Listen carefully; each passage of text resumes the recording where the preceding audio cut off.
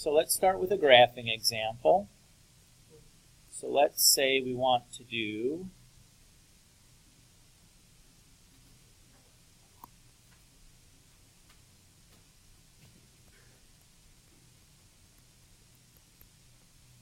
let's say we want to graph this function. So to graph one of these exponential functions, we're asked to make a 5-point xy table. Who remembers the way that we're going to pick the x values for this 5-point xy table?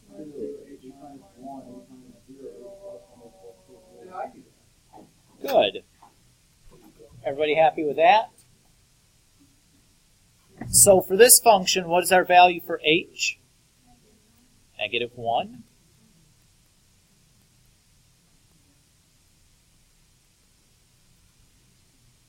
Okay. So that's easy enough. How am I going to find the y values? Yeah, I'm going to plug in the x's, or I can just use my graphing calculator to kind of get all those y's all at once. That's what I'm going to do because it's easier. And I'm not about making my life any harder than it needs to be. My life's hard enough. I mean, for God's sakes, my best friend is a graphing calculator.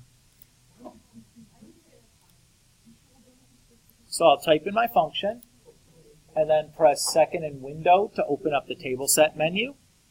What value does my table start at? -3. And what is it going up by? 1s. So I've got that all set. And now I can open up my table by pressing second in graph. So my y values are -11, -7, -5, -4, and -3.5.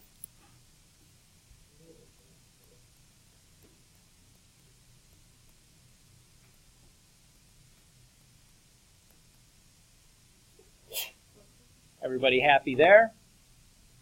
There's one other important piece of information I need before I can draw the graph for this. Does anybody remember what that might be? Excellent. All exponential functions have a horizontal asymptote. How do I find that horizontal asymptote? It is y equals k. So in our case, it's going to be y equals -3.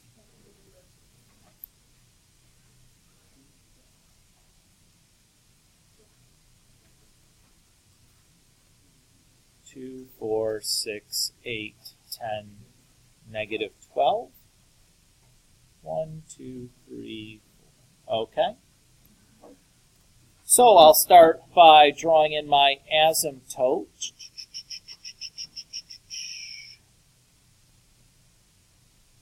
And then let's plot some points. So -3 and -11 is maybe, there. -2 and -7 is like there. -1 and -5 is there.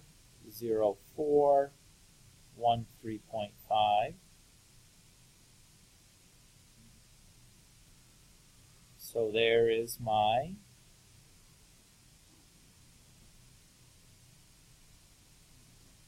graph. Is everybody okay with that? So let's do our domain and range now for this function. The domain should be really easy. What's the domain for every exponential function? All real numbers. Nobody get that wrong, please. The range, you can go about two ways. We can either look at the graph we've drawn, or we can look at the original function. In this case, if I'm given the original function and I produce the graph, the safer place to start is with the original function, because there's no way there's a mistake on that. Whereas if I look at my graph, if I've made a mistake on there, I might get the range wrong if I made a mistake also. So I would just use whatever kind of information is given to me. But if you did the graphing correctly, you could just as easily use the graph. So when I'm looking at the original function, I'm looking at the value for a, because that's going to tell me something about my range. So if the a is positive, the range is y greater than k. Oops, sorry. If the a is negative, the range is y is less than k. And if it's positive, it's y greater than k. So in our case, what would the range be? Y is less than what number, though? -3, right? And if we had wanted to look at the graph, again, I don't suggest doing that if you're the one drawing the graph, but you'll notice that all the points are below what value? -3. So again, it'd be y less than -3. Everybody happy with that? Okay, Majokes. Let's look at an example of going from the graph to the equation.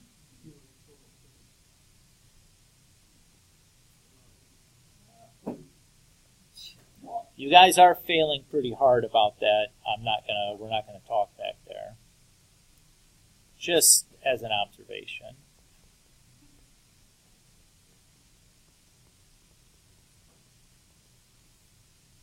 Okay, so let's say you're given a function, or an exponential function, I guess I should say, and asked to write an equation for it. So in order to write that equation, basically I need to find values for a, b, h, and k, right? One of those values is really, really easy. It's staring at us right in the face. What value is that? The k. What is the k value? -1. I get that from looking at the asymptote. The next thing that I'm going to do is I'm going to pick one of these 2 points to be my h point. Which one of these 2 points would I want to pick? Yeah, the one in the curvier part. So that's going to be h comma a plus k is what those 2 points, or what that point is going to be. So that tells me the h value then is 2. And it tells me that -1/2, the y value, is going to equal a plus k, which is -1. So I can solve for a by adding 1 to both sides, and that gives me that a is 1/2. Is everybody okay with that? All right. Now to find the b value, I'm going to use my other point and use that other point as an x and y. So if I plug things into the original equation, I have y equals, which is 4, a, which is 1/2, times b, that's what I'm solving for, to the x, which is 1, minus h, which is 2, plus k, which is -1. Everybody okay with how I plugged that all in?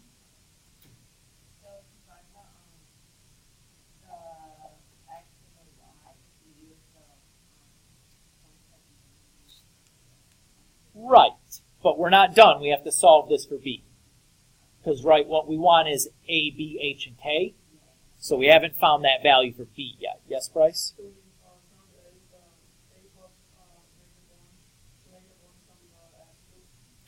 Right, it's the k value from above.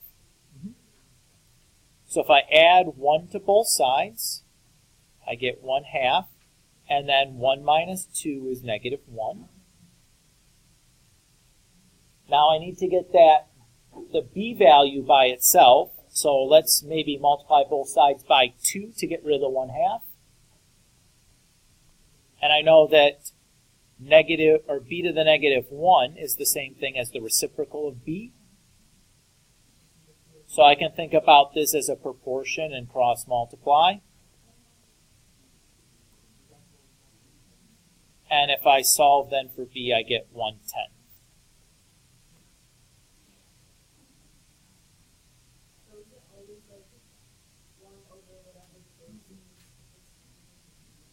A negative exponent makes a reciprocal.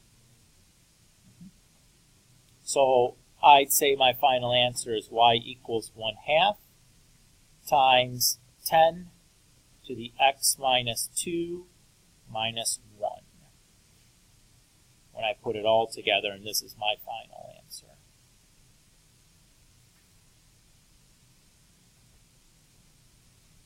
Is everybody okay there?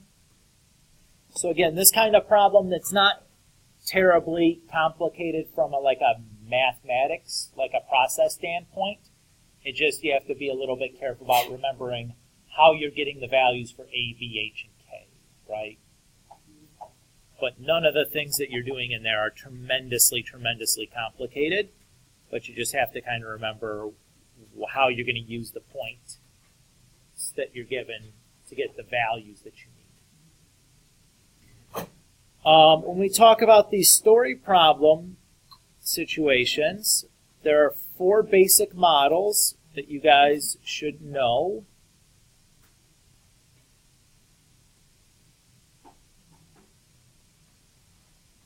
So there's a growth model,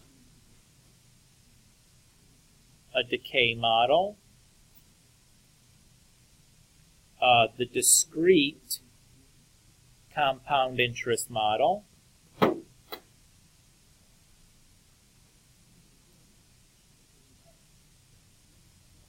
and then a continuous compound interest model.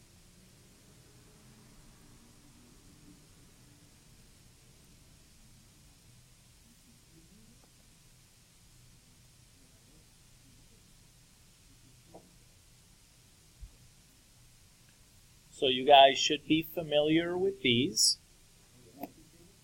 Now, in addition to knowing the formulas, also it would be really helpful to know what the variables mean in the formula, so you're able to fill in the values correctly. If I look at the growth formula, V of t stands for the value at time t. The A is the initial amount, or the initial value.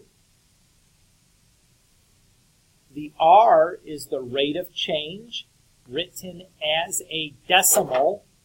So you have to be a little bit careful there. More often than not, that rate of change would be given to you as a percentage, and you have to make sure that you convert it into a decimal before you start. And then T is time, and the unit of time that you're going to be using will be given to you when you look at the rate of change. So if the rate says it's changing 7% per year, then T is in years. If you're saying the rate of change is 7% every second, then T is in seconds. Okay? So the value at time T, V for value. Notice that what's the only difference between the growth and decay formulas? Yeah, just subtraction. Right? So everything else remains the same. For the discrete compound interest formula, V of t is still the value at time t. P is the initial amount. Sometimes we call that the principal. R is the interest rate as a decimal. N is the number of compounds per year. And T is time in years. The number of compounds per year. So the value for N that you're going to need in your formula will be given to you in words in the problem. So if the problem says the interest is compounded annually, then the value for N is 1. If it says semi-annually, the value for N is 2. If it says quarterly, N is 4. Monthly, 12. Weekly, 52. Doesn't matter. 52 is good enough.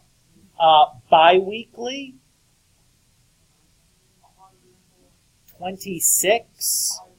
So bi-weekly is, semi is times 2. That would be twice a week if it was semi-weekly. Bi-weekly would be every other week. That's an important one because how often are people paid more often than not? Bi-weekly. Most people that collect a paycheck are paid every other week. Daily, 365. And then we also have the continuous compound interest formula.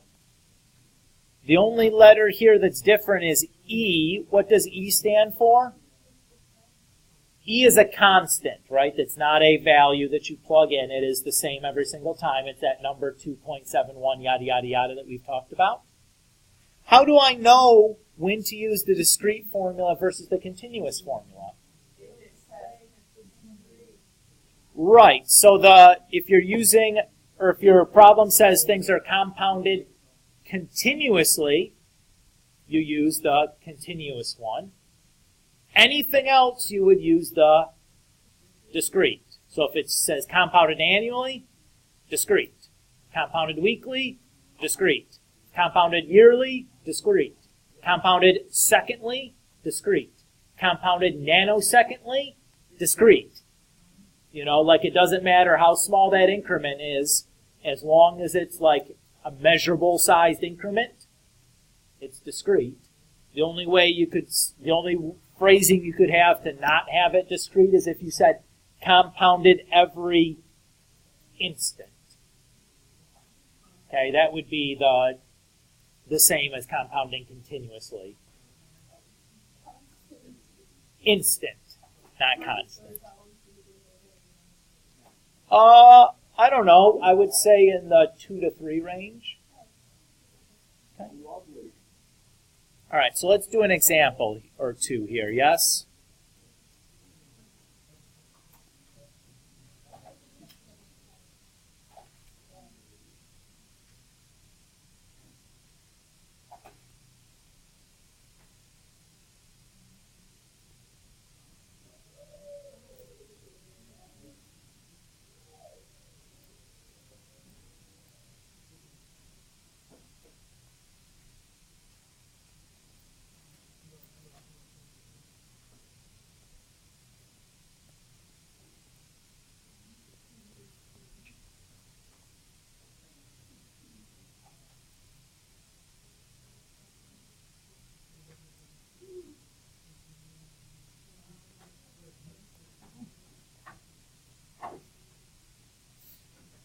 Okay, Mr. K buys a comic book in 1980 for 25 cents. He sells that comic book in 2018 for $765. What is the annual growth rate for the comic? I suppose the first thing that I'd want to do is determine which one of those 4 models I'd want to use to do this. This is the growth one. How can you tell it's growth? Yeah, you hear the word growth in there. Why is it not compound interest?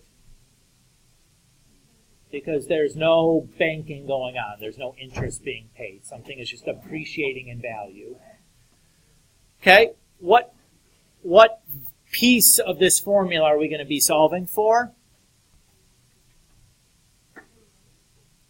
So it's asking us for the growth rate, which is, which letter? R.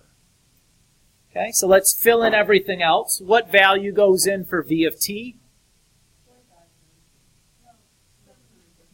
765. What goes in for A? 25 cents.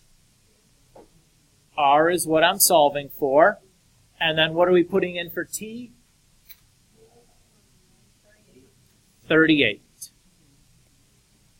Everybody happy with that? Okay, if I want to solve for R, what's the first thing I should do? Divide by 0.25.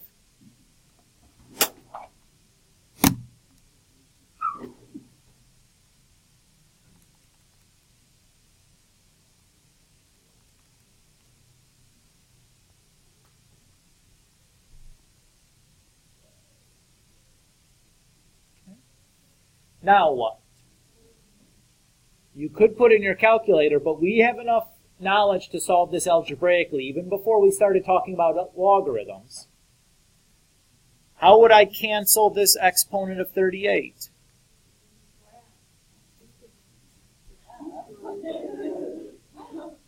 I'll use a 38th root, right?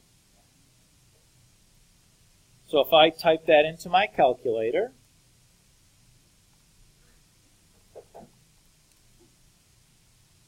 I get about 1.24. And then if I subtract 1, I get that R is 0.24, or that 25% per year is what it's going up by.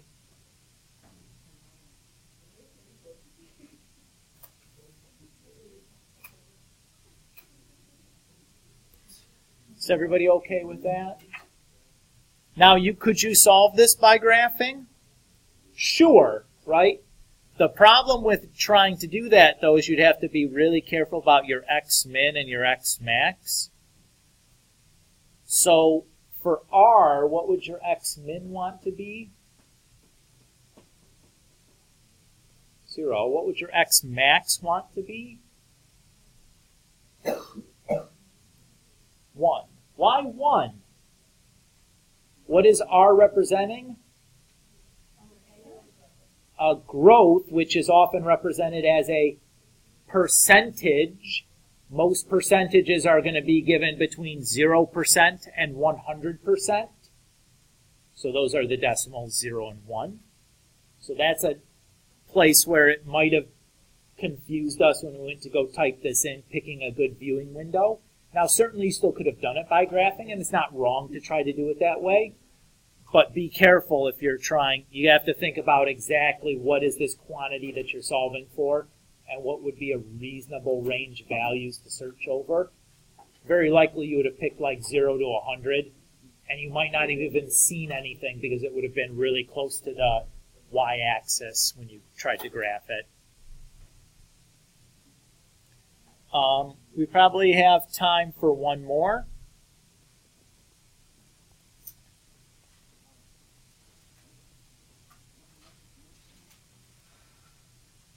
So you have your choice between two things.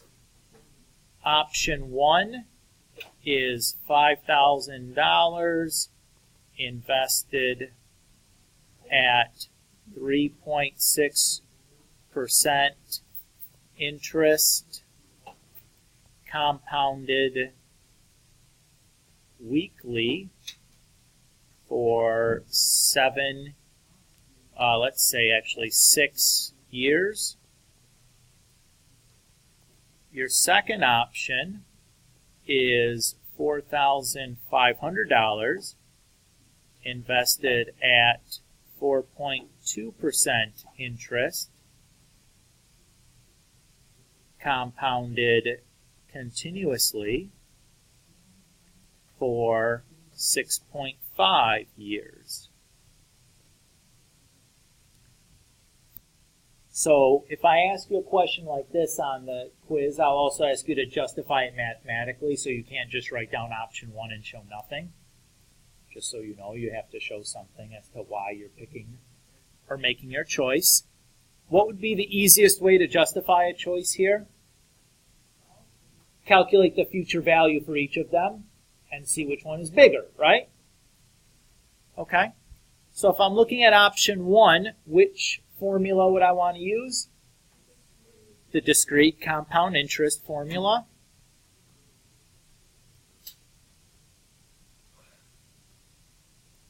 So when I do that, what is my value for P? Which is 5,000. My value for R, 0.036. My value for N, 52. And then my value for T would be 6.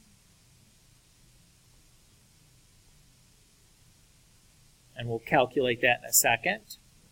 Option 2, which formula would I use for option 2? The continuous compound interest formula. My value for P would be, good. My value for E is not a value, it's a number, so we just write E there. How about for R? 0.042, and for T, 6.5. Anybody with a guess as to which one is going to be the better choice before we plug these into calculators?